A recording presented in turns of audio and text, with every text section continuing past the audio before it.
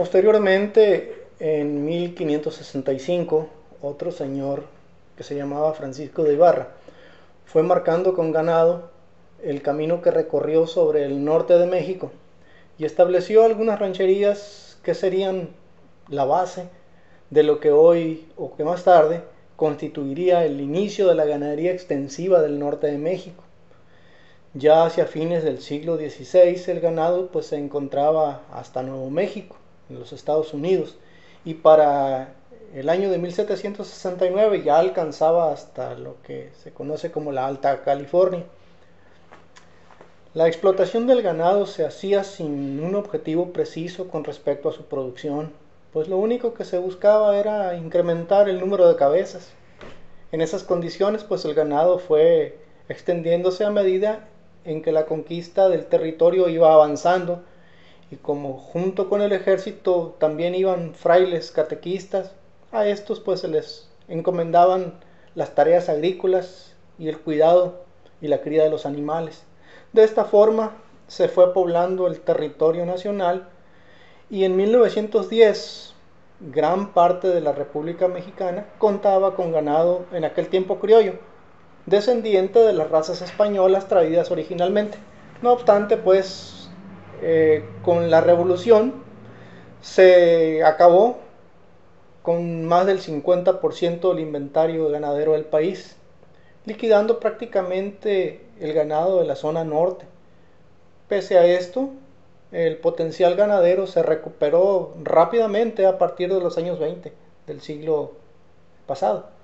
fecha en que volvió a surgir la ganadería como consecuencia de la estabilización y de las medidas proteccionistas dictadas al respecto. Durante la época de la colonia, los conquistadores ejercieron un control absoluto sobre el ganado, por las grandes extensiones de tierra que tenían, ¿no? Por disposiciones reglamentarias se fijaron límites y derechos para la posesión de la tierra, dando origen a lo que en aquel tiempo se llamaron las estancias, que fue la primera etapa en la creación de lo que después vinieron siendo las haciendas a través de los años, lo cual existió hasta la época postrevolucionaria.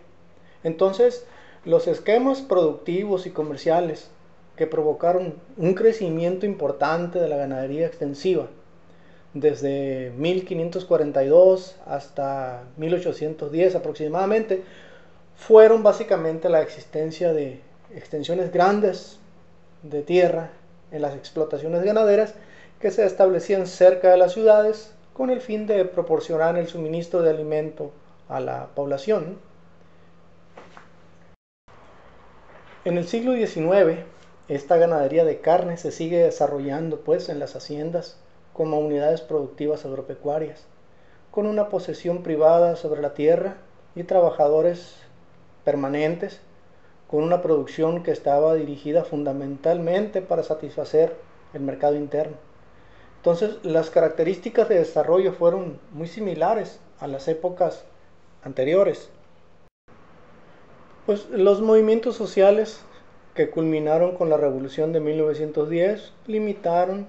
la consolidación de la ganadería bovina en el México de aquel entonces. Como ya se mencionó, pues la revolución acabó con más del 50% del inventario ganadero del país, liquidando prácticamente el ganado de la zona norte.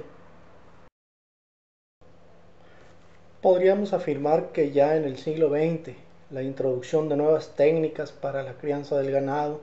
como fue la selección genética y la utilización de praderas inducidas, entre varias cosas, ¿no? Y la transformación industrial de los años 40 que generó un mercado interno dinámico, fueron los principales factores que permitieron la consolidación de la ganadería bovina en México. La expansión de la ganadería para carne se inicia en las zonas tropicales del país, seguido de un proceso de población ganadera en el norte del territorio, el cual ha estado pues estrechamente ligado al mercado de los Estados Unidos principalmente. Paulatinamente el hato ganadero, inicialmente criollo, se ha ido matizando con animales de razas puras provenientes de los Estados Unidos de América y de Europa principalmente, destacando razas como la Charolais, Angus, Hereford, la Simmental, Brahman y diversas variedades cebuinas como la Indo-Brasil, ¿no? La Yucerat, el Gir, principalmente estas originarias de América del Sur, es decir, las razas cebuinas. En las zonas tropicales, el cruzamiento con razas lecheras como la Holstein y la Suizo generan en gran medida la ganadería de doble propósito del país. Todas estas razas y variedades, en mayor o menor proporción, conforman la ganadería del México actual. En general, la producción de carne de bovino del país ha evolucionado tecnológicamente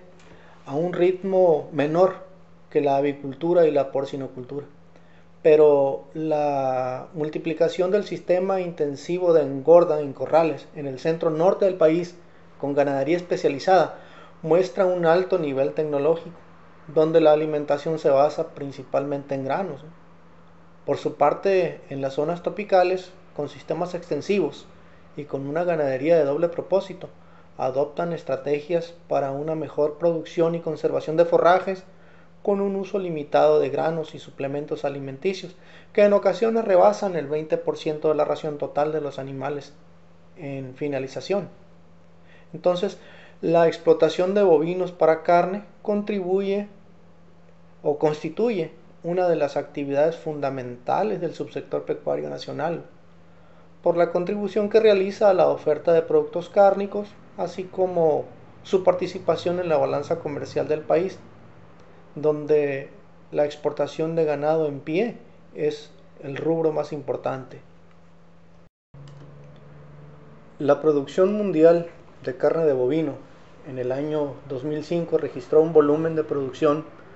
de 52.2 millones de toneladas, lo que significó un crecimiento de 1% con respecto a la producción obtenida en el año inmediato anterior. La producción mundial de carne de bovino en la presente década ha fluctuado alrededor de 47 y 52 millones de toneladas. En la curva de crecimiento, la producción mundial ha tenido 3 periodos de desaceleración del crecimiento. La primera, muy ligera en el año de 1998, y la segunda con un decremento de 1.3% en el año 2001, y un tercero en el año 2003, con un decremento de la población con un decremento de la producción en un 2.2% debido a la interacción de diversos factores como son factores climáticos y de presencia de enfermedades que han influenciado cambios en la preferencia del consumidor de carnes rojas por carnes blancas, principalmente por la reaparición de algunas enfermedades a nivel mundial como la fiebre aftosa, principalmente esta pues en los países europeos y sudamericanos, así como el precio real pagado por el consumidor por las carnes rojas comparado con las carnes blancas. Por último, a la crisis comercial ocasionada por la enfermedad de las vacas locas, lo que provoca la baja de los precios pagados a los productores.